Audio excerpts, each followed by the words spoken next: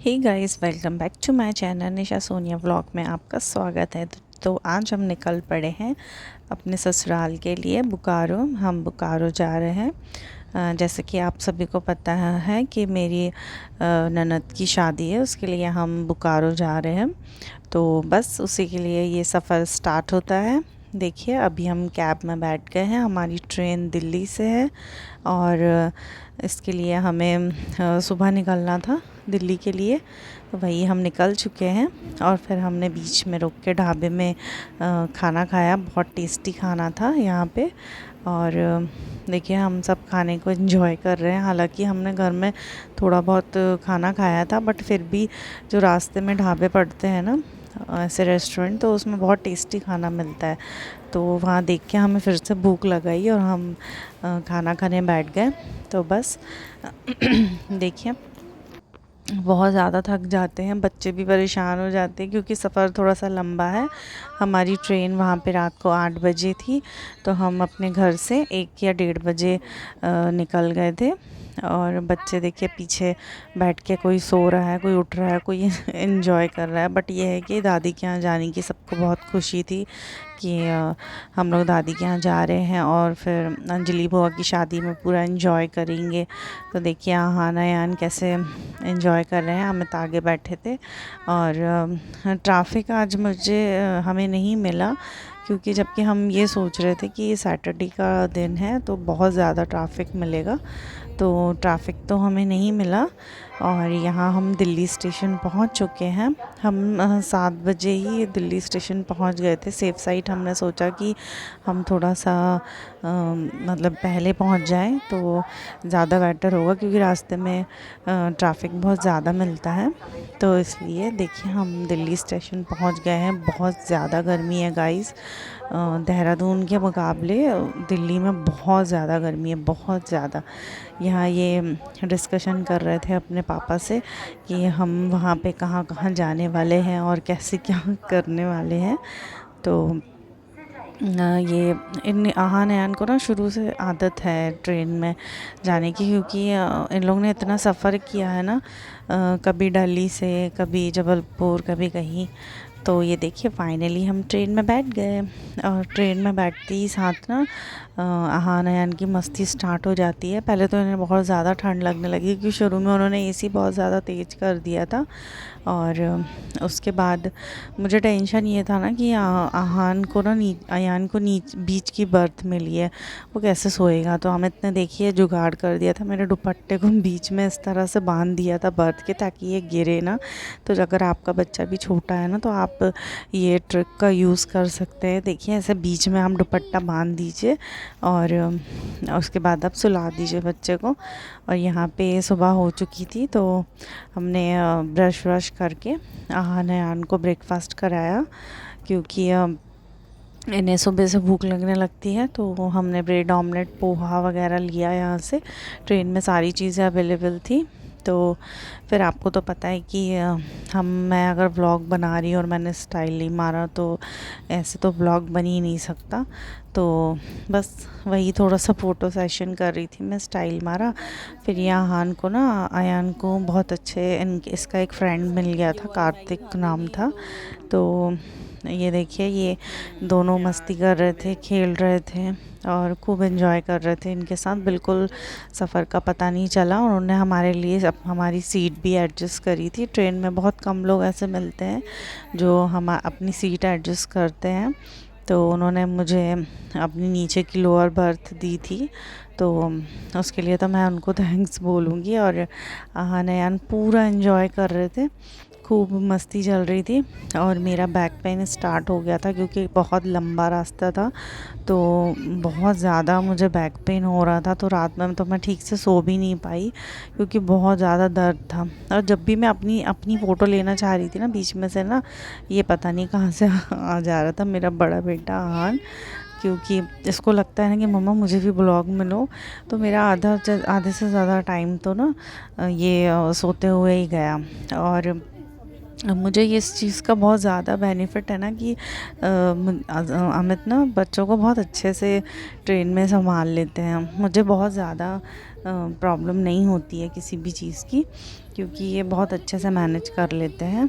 चाहे जब आहान अयान छोटे थे या बड़े भी हुए तो वो बहुत अच्छे से ये मैनेज कर लेते हैं। पहले तो आहान ना गोद में ही सोता था, तो वो बेचारे ना पूरी बोगी में यहाँ से लेके वहाँ तक उसे वॉक करते हुए ही सुलाते थे। और ये देखिए, ये आहान का जो फ्रेंड बना था कार्तिक भैया, तो ये लोग ना इनके खूब प्लस माइनस कैलकुलेशन चल रहे थे। और अयान बोल रहा था कि मेरी मम्मा व्लॉग बनाती है तो आप उन्हें सब्सक्राइब कीजिएगा। तो मैं बहुत ज़्यादा प्रेशर नहीं डालती हूँ किसी के ऊपर कि आप मुझे सब्सक्राइब कीजिए, बस जिन्हें लगता है वो कर सकते हैं। तो देखिए, दादू आ गए थे हमें लेने के लिए, मतलब आहान अयान के दादू आ गए थे, पापा जी। तो बस हम निकल पड़े बोकारो, मतलब बोकारो स्टेशन तो हम पहुंच गए थे, घर के लिए निकल पड़े। और हमें ये पता चला यहाँ पे ना कि मम्मी की तबीयत थोड़ी सी ठीक नहीं है, उन्हें थोड़ा सा पेट में दर्द है, तो वही टेंशन हो रहा था। फिर उसके बाद पापा ने कहा कि चलो मैं गाड़ी लेके आता हूँ, क्यों, तो हम बस उनका ही वेट कर रहे थे। तो उसके बाद तो ड्राइव अमित ही करते हैं, बट पापा को ही पता था कि उन्होंने स्टैंड में कहाँ पे गाड़ी खड़ी की है, इसलिए पापा गए थे लेने के लिए। फिर उसके बाद आहान अयान को तो पूरा एक्साइटमेंट हो रहा था कि मतलब मैं कब घर जाऊँ और दादी के पास जाऊँ अपनी, क्योंकि आहान थोड़ा सा अपनी दादी से ज़्यादा टच में है। अयान भी है, बट अयान ज़्यादा उतना रह नहीं पाया है, क्योंकि जब अयान हुआ तो आहान के स्कूल वगैरह खुल गए थे, तो हम ज़्यादा नहीं वहाँ पे जा पाते थे। तो देखिए, यहाँ पे धूप कितनी ज़्यादा है गाइस, मेरे पूरे फेस में दाने निकल पड़े। और मैं इतने अच्छे से इस शादी के लिए फेशियल करा के आई थी, बट कोई नहीं, जो मेरा क्या बोलेंगे उसे, भावनाएं समझे कि मेरे उस दाने वाने का अवॉइड कीजिएगा, क्योंकि बहुत गर्मी है, बहुत ज़्यादा लू चल रही थी आज तो वहाँ पे। और यहाँ पे अमित स्टार्ट कर रहे थे गाड़ी, और वो मतलब हम घर की तरफ निकलने ही वाले थे जस्ट। तो बस देखिए, और पता है हमारा लगेज इतना ज़्यादा हो गया था कि डिक्की में बन ही नहीं रहा था। एक सूटकेस हमें पीछे सीट में रखना पड़ा, क्योंकि सबके लिए कुछ ना कुछ गिफ्ट्स लाते हैं तो लगेज बढ़ ही जाता है। और सबसे ज़्यादा तो आपको पता है कि मेरा लगेज ही ज़्यादा होता है। तो बस निकल पड़े हैं हम घर के लिए। बोकारो स्टेशन इतना क्लीन होता है ना, मैं जब मैं यहाँ पे शादी होके आई थी, तो मतलब तब से मैं देख रही हूँ कि मैं जब भी यहाँ आती हूँ ना, बहुत क्लीन, मतलब साफ़ सफाई का ये लोग बहुत ज़्यादा ध्यान रखते हैं। तो ये चीज़ मुझे यहाँ पे बहुत अच्छी लगती है। मतलब कोई रैपर भी ऐसे नहीं फेंकता है, जैसे मैंने देखा है स्टेशंस में फेंक देते हैं, यहाँ पे सब मतलब डस्टबिन का यूज़ करते हैं, पेनल्टी लग जाती है। तो बस हम निकल पड़े थे कि हम कब जल्दी से घर जाएं, मम्मी से मिलें, और शादी की तैयारियां करने लगे। शादी की शॉपिंग भी थोड़ी बहुत बची थी अमित की, तो वो भी शॉपिंग करनी थी। यहाँ पे आहान अयान ना मतलब हम लोग सोच रहे थे कि हम लोग मम्मी को सरप्राइज़ देंगे, बट मम्मी गेट नहीं खोल रही थी, क्योंकि उनके पेट में बहुत ज़्यादा दर्द था, तो वो लेटी हुई थी। और यहाँ ये लोग बैल पे बैल बजाए जा रहे थे कि मतलब दादी खोलिए। तो फिर पापा ने बताया कि मतलब ऐसे करके गेट खोलते हैं, अभी वो सोई हुई है, मतलब खुला हुआ था वो गेट। तो फिर उसके बाद हम अंदर गए, क्योंकि आहान अयान को बिल्कुल सब्र नहीं हो रहा था कि जल्दी से हम अंदर जाएं और दादी से मिले। मैंने सोचा मैं ट्राई करती हूँ एक बार खोलने का, बट वो मुझसे बन ही नहीं रहा था। फिर मुझे पापा ने बताया कि गेट तो ऑलरेडी खुला हुआ था, थोड़ा सा पुश करते तो वो खुल जाता, बट नहीं हो रहा था। तो फिर जब पापा आए ना, तो फिर पापा ने गेट खोला और फिर हम अंदर गए। बहुत ज़्यादा थक गए थे, इतनी ज़्यादा थकान हो रही थी। सोचिए कि हम मतलब 1-1:30 बजे के एक दिन पहले निकले हैं, उसके बाद हमने 4-5 घंटे का सफ़र किया दिल्ली तक का, और उसके बाद ट्रेन का सफ़र, मतलब गाइस हालत ख़राब हो जाती है सीरियसली। इसलिए अब हम ना थोड़ा सा कम ही वो करते हैं आना जाना, क्योंकि मेरा बैक पेन बहुत ज़्यादा है, और बच्चों के स्कूल के कारण ना हम नहीं आ जा पाते हैं ज़्यादा।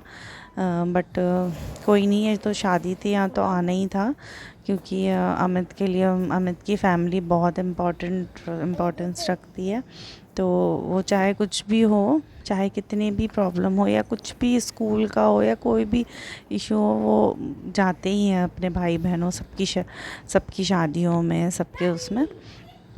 तो देखिए यहाँ पे आहान सीधे अंदर बेडरूम में गया और दादी से लिपट गया जाके, और दादी रोने लगी थी मम्मी देख के। और बहुत टाइम बाद भी वो मुझसे मिल रही थी, तो वो मतलब मम्मी बहुत ज़ोर ज़ोर से रोने लगी थी। मैं उनको समझा रही थी, मम्मी क्या हो गया आपको। और ना पुष्पा के जाने के बाद ना मैं मम्मी से अभी मिली, तो उनको ना यही लग रहा था कि मैं मिली नहीं थी ना उनसे, तो मुझे भी बहुत बुरा लग रहा था कि यार मतलब ऐसे नहीं होना था ना। मैं उनसे गले लग के उन्हें समझा भी नहीं पाई कि सब ठीक हो जाएगा या कुछ भी। किसी ने अपनी बेटी खोई है, तो अब मैं क्या ही बोल सकती हूँ इस बारे में। उनका दुख तो मतलब कुछ नहीं हो सकता। अयान देखिए दादी के लिए पानी लेके आया, उसको लगा दादी रो रही हैं तो मैं उन्हें पानी पिला दूँ। अहान अयान बहुत टच में रहते हैं ना अपनी ये दादा दादी से। तो देखिए ये फिर वो पापा को बुलाने जा रहा था कि दादी क्यों रो रही है, क्यों रो रही है। वो बच्चे, उन्हें समझ में नहीं आता है कि क्या है और क्या नहीं है। यहाँ अमित अपना एडजस्ट करने में लगे हुए थे सामान की, कहाँ पे क्या रखना है। और सूटकेस मेरे इतने भारी हो जाते ना गाइस कि मैं अमित की तरफ देखती भी नहीं हूँ, क्योंकि चढ़ाना उन्हें ही पड़ता है। यहाँ पे लिफ्ट नहीं लगी है, तो हालांकि फर्स्ट फ्लोर पे ही है हमारा ये फ्लैट, तो इसलिए मैं ना अमित की तरफ देखती नहीं हूँ। ये देखिए ये हमारा पूजा घर। तो जाके ना पहले मैं वहाँ पे प्रणाम करती हूँ, मुँह हाथ धो के। और उसके बाद ना आहान पता नहीं क्या ढूंढ रहा था और बोल रहा था कि मम्मा मैं अपना घर का पूरा, मतलब दादी के घर का पूरा व्यू देता हूँ। तो बस वो यही लग गया था, तो मैंने सोचा चलो आपके साथ भी मैं शेयर कर दूँ। तो ये हमारा ड्राइंग रूम। यहाँ पे पापा हमेशा आपको मिलेंगे, क्योंकि पापा की टीवी वीवी मतलब उनको बहुत चाहिए है। तो ये ना आहान ले रहा था ये पूरे घर का वीडियो। और मम्मी मुझे इतना डांटेंगी ना, क्योंकि वो घर को ठीक से संभाल भी नहीं पाई थी, उनके पेट में दर्द इतना था ना। और मैं चेंज करके और खाना वाना बनाने आ गई थी कि मम्मी को दर्द था, तो मैंने सोचा कि चलो थोड़ा सा वैसे तो उन्होंने सिंपल खाना बना के रखा था, बट मैं अयान के लिए रोटी सेक रही थी, उसको रोटी खानी थी। तो ये देखिए ये मम्मी का पूजा रूम है, और बहुत प्यारे, बहुत अच्छे से उन्होंने सब कुछ डेकोरेट करके रखा है। और सेफली एक रूम है ये, कि कभी हम लोग मतलब यहाँ पे बिना नहाए या ऐसे नहीं आते हैं। तो और ये देखिए ये मेरा रूम है। यहाँ पे अधिकतर मतलब मेरा पूरा टाइम यहाँ पे बीतता है। और वैसे तो मैं जब छोटे नहीं होता है, मतलब मेरा जो देवर है अविनाश, वो रूम में, वो दूसरे रूम में नहीं होता, तो हम वहाँ पे ही ज़्यादा रहते हैं। क्योंकि यहाँ पे पापा आते जाते रहते हैं, तो मैं थोड़ा सा, मुझे वो लगता है कि पापा को भी ना। ये देखिए अभी पूरा अनपैक करना था सारा सामान। तो ये है मेरे छोटे देवर का रूम। तो ज़्यादातर अभी हम लोग यहीं पे रहते हैं जब वो यहाँ पे नहीं रहते हैं। तो ये देखिए या आहान भी थोड़ा सा स्टाइल मार रहा था, अपनी मम्मा से सीख रहा है। तो गाइस बताइएगा आपको ये मेरा व्लॉग कैसा लगे। अच्छा लगे तो लाइक और सब्सक्राइब कीजिएगा। मिलते हैं नेक्स्ट व्लॉग में, शादी व्लॉग में। Bye bye.